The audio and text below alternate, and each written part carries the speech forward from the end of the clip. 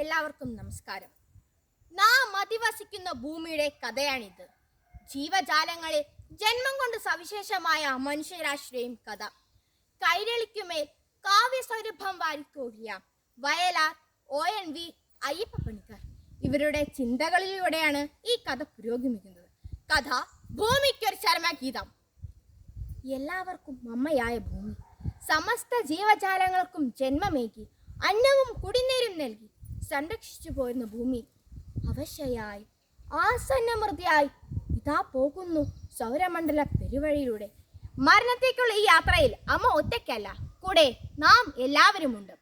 ഇനിയും മരിക്കാത്ത ഭൂമി ആസന്നമൃതിയിൽ നിനക്കാത്മശാന്തി, ഇതു നിന്റെ എന്റെയും ചരമ ശുശ്രൂഷയ്ക്കു ഹൃദയത്തിലിന്നേ കുറിച്ച ഗീതം, ഹൃദയത്തിലിന്നേ കുറിച്ച ഗീതം.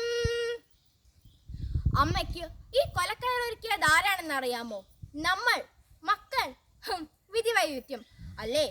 സമ്പുഷ്ടമായ ഗതകാലമുണ്ടായിരുന്നു ഭൂമി മാതാവിന്. സൂര്യന്റെ ഓമന പുത്രിയായി പിറന്ന് കാരുണ്യത്തിന്റെ പ്രശാന്ത സുന്ദരമായ അവസ്ഥയിൽ കഴിഞ്ഞിരുന്ന കാലം. പ്രപഞ്ചഗോപുരവാതിൽ തുറന്നു പണ്ടു മനുഷ്യൻ വന്നു, ആകാശങ്ങളിൽ നിന്നൊരു നാഗതരംഗം പോലെ. അന്ന് മനുഷ്യന് മണ്ണിന്റെ മണമായിരുന്നു. അവന്റെ പാട്ടിന് മുളങ്കാടുകളും കാട്ടാനകളും ശ്രുതിമേറ്റിയിരുന്നു. മനുഷ്യനും പ്രകൃതിയും ഒന്നായിരുന്ന കാലം. തരുണിയായ ഭൂമി മനുഷ്യന്റെ തലോടിലേറ്റ് പൂത്തു പുഷ്പിളിയായി. ഭൂമിക്കന്നു മനുഷ്യൻ നൽകി പൂകരോമാഞ്ചങ്ങൾ, കാമുകരായി സന്ധ്യകൾ കാത്തൊ പ്രേമകായകരായി.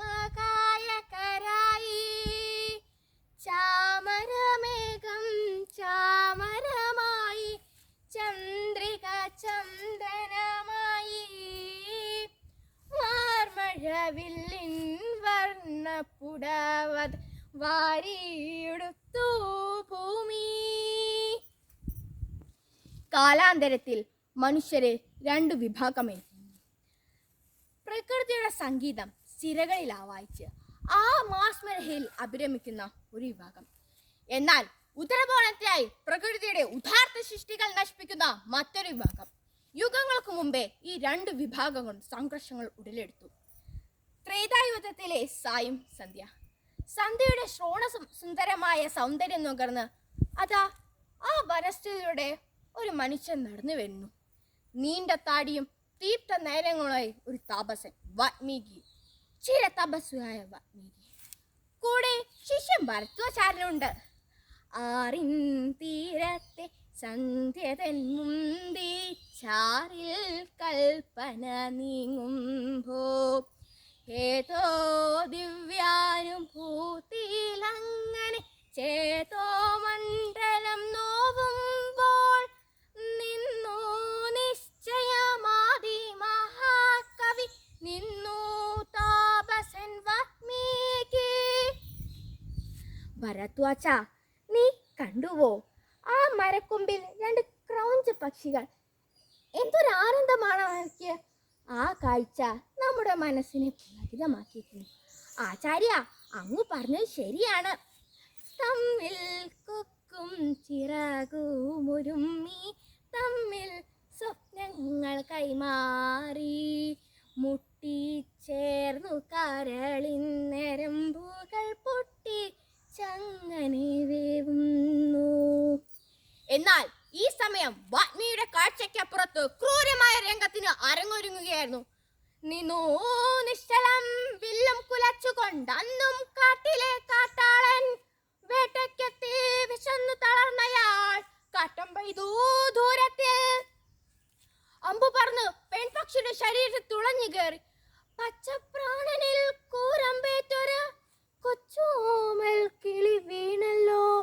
മണ്ണിൽ വീണ് ജീവന് വേണ്ടി പിടയുന്നു പാവം പക്ഷി. വാൽമീകിക്ക് സഹിച്ചില്ല. പൊന്നിണ കിളികളെ ഒന്നിനെ കൂരമ്പെയ്തു കൊന്ന വേടനെ നോക്കി അദ്ദേഹം ആജ്ഞാപിച്ചു. മഹാശാത പ്രതിഷ്ഠം സുമനസ്വാസുദീ സമ യക്രൗഞ്ച കാമമോഹിതം. പ്രകൃതിയുടെ ഓമനയാളെ വേട്ടയ്ക്കെതിരെ ഭൂമിയിൽ ആദ്യമായി ഉയർന്ന സന്മാർഗവൃക്ഷം കവിതയായി പുറത്തേക്ക് ഒഴുകി. ആയിരുന്നു കാട്ടാള, ക്രൗൺ ജമ്മിദിനങ്ങളെ ഒന്നിനെ വധിച്ച നിനക്ക് നാശം സംഭവിക്കട്ടെ. വിശ്വാസി ഇതിഹാസം രാമായണ രചനയ്ക്ക് കാരണമായ ആദ്യ കവിത. കാലം മുമ്പോട്ട് പോയി. ഭൂമിക്ക് മേൽ മനുഷ്യന്റെ അതിക്രമം കൂടി വന്നു. ക്ഷമേധരത്തിന് എന്നാണല്ലോ അമ്മ എല്ലാം ക്ഷമിച്ചു. പക്ഷേ ഹരിത മൃദു കഞ്ചുകം തെല്ലൊന്നു നീക്കി നീ അരുളിയ മുലപ്പാൽ കുടിച്ചു തെടുത്തവർക്കൊരു ദാഹമുണ്ടായൊടുക്കത്തെ ദാഹം തിരുഹൃദയ രക്തം കുടിക്കാൻ. മാറത്തെ കഞ്ചും നീട്ടി ഭൂമി ആദാനം നൽകിയ മുലപ്പാൽ കുടിച്ചേർത്തക്ക് ഒരുങ്ങാത്ത ദാഹം അമ്മയുടെ ഹൃദയരക്തം കുടിക്കാൻ.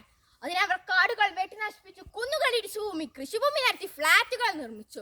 ഭൂമി മാതാവിന്റെ ആർപ്പുനാദം കേട്ട് ഒരു സംഘം ആളുകൾ അവിടെ കൂടിക്കൂടി. അരുതേ, അരുത്! സകല ജീവജാലങ്ങൾക്കും ജീവാമൃതമേകുന്ന അമ്മയുടെ മാനിടമാണത്.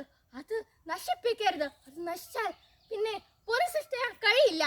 നിങ്ങളുടെ ചെയ്തികൾ മൂലം മഹാഭൂരിപക്ഷം വരുന്ന ജീവജാലങ്ങളും അതിജീവനത്തിന് വേണ്ടി നെട്ടോട്ടം ഓടുകയാണെന്ന് അവരുടെ വിലാപം വലിയൊരു ചോദ്യമായി ഉയരുന്നത് കേൾക്കുന്നില്ലേ? കാടവിട മക്കളെ, മേടവിട മക്കളെ, കാടവിട മക്കളെ, മേടവിട മക്കളെ, കാട്ടുപുൽ തക്ലിയുടെ വേരവിട മക്കളെ, കാട്ടുപൂൻ ചോലയുടെ കുളിരവിട മക്കൾ, കാറ്റുകളെ പുലർന്ന പൂങ്കാവിട മക്കളെ. കഴിവേറുകളെ, ഇവിടെ നിന്ന് മുങ്ങിയ വേട്ടി നോക്കി ചെന്നായ്ക്കൾക്കിട്ട് ഒരു പ്രകൃതി സ്നേഹികൾ വന്നിരിക്കുന്നു. കാടുകൾ വെട്ടാനും കുന്നുകൾ ഇടിക്കാനും ഞങ്ങൾ അധികാരികൾ ഉത്തരവ് സമ്പാദിച്ചിട്ട് മനസ്സിലായോ? ഈ സമയം എവിടുന്നോ ഒരു പരിദേവനം കേൾക്കുന്നു. ആരാണത്? ജനനീയ പരിണയിച്ച അഭിശപ്ത ജന്മം ഞാൻ. വേച്ച വേച്ച കാൽവെപ്പുകളോടെ ഒരു മനുഷ്യൻ നടന്നു വരുന്നു. ജനനീയ പരിണയിച്ച അഭിശപ്ത ജന്മം ഞാൻ. പഴകിയതാണോ കഥയെങ്കിലും പഴി പറയുന്നു ലോകം. ഇന്നും എന്നെ പഴി പറയുന്നു ലോകം. ആളുകൾ അയാൾക്ക് ചുറ്റും കൂടി. അയാൾ തന്റെ കഥ പറയാൻ തുടങ്ങി. ഞാൻ ഈഡിപ്പസ്, യവന രാജകുമാരൻ. രാജകുമാരാ, അങ്ങ് വല്ലാത്ത അസ്വസ്ഥനാണല്ലോ. എന്താണ് കാരണം? എന്റെ ദുരനുഭവം ആർക്കും ഉണ്ടാകാതിരിക്കട്ടെ. ജന്മം നൽകിയ പിതാവിന് എത്തിക്കുക, ജന്മം നൽകിയ മാതാവിന് വേൽക്കേണ്ടി വരിക. ആ ദുഃഖത്തിൽ മനം നൊന്ത് മാതാവ് ആത്മഹത്യ ചെയ്യുക. ഈ പാപങ്ങളെല്ലാം ചെയ്തവനെ എനിക്ക് ഞാൻ തന്നെ ശിക്ഷ നൽകി. എൻ്റെ ഇരു കണ്ണുകളും ഞാൻ കുത്തിപ്പൊട്ടിച്ചു. എന്നിട്ട് ആധുനികരെന്ന് അഭിമാനിക്കും മനുഷ്യ പിശാചുക്കളെ, നിങ്ങൾ നിങ്ങൾ ഇന്നും എനിക്ക് പഴിചാരി നടക്കുന്നു. നിങ്ങൾ ചെയ്യുന്ന ദുഷ്കൃത്യങ്ങൾ എന്തൊക്കെയാ? നിങ്ങൾ ഭൂമി മാതാവിന്റെ വസ്ത്രം ഉരിയുന്നു, വിപണിയിൽ അത് വിറ്റ് ചാരായം ഓതുന്നു. ഓർത്തോളൂ, നിങ്ങൾക്ക് ലഭിക്കാൻ പോകുന്ന ശിക്ഷ അതിദാരുണമായിരിക്കും, അതിദാരുണമായിരിക്കും. വീണ്ടും എന്തൊക്കെയോ പുലമ്പിക്കൊണ്ട് ആ മനുഷ്യൻ നടന്നു ചെയ്യുന്നു. അറിയാതെയാണെങ്കിലും ജന്മം നൽകിയ മാതാവിനെ വേദനപ്പെടുത്തേണ്ട അവസ്ഥയാണല്ലേ. പെറ്റമ്മയായ ഭൂമിയെ മാരകബന്ധപ്പെടുത്തിയ മനുഷ്യ, നിന്റെ നാശം എടുത്തെത്തിയിരിക്കുന്നു. മൃതിയുടെ ബലിക്കാക്ക കൊത്തി മുടിത ശിരസയായി നഗ്നയായി സൗരമണ്ഡല പെരുവഴിയിലൂടെ മാനഭംഗത്തിന്റെ മാറാപ്പുമായി സന്താപപാപത്തിൻ വിഴുപ്പുമായി സഞ്ചരിക്കുന്ന അമ്മേ, അനുനിമിഷം മരണത്തേക്ക് നടന്നിടത്തേക്ക് ഞാൻ ആത്മശാന്തി നേരുന്നു. ഇനിയും മരിക്കാത്ത ഭൂമി, നിന്നാസന്ന മൃതിയിൽ നിനക്കാത്മശാന്തി. ഇതു നിന്റെ എന്റെയും ചർമ്മ ശുശ്രൂഷയ്ക്കു ഹൃദയത്തിൽ ഇന്നേ കുറിച്ച ഗീതം, ഹൃദയത്തിൽ ഇന്നേ കുറിച്ച ഗീതം, ഹൃദയത്തിൽ ഇന്നേ കുറിച്ച ഗീതം. നന്ദി, നമസ്കാരം.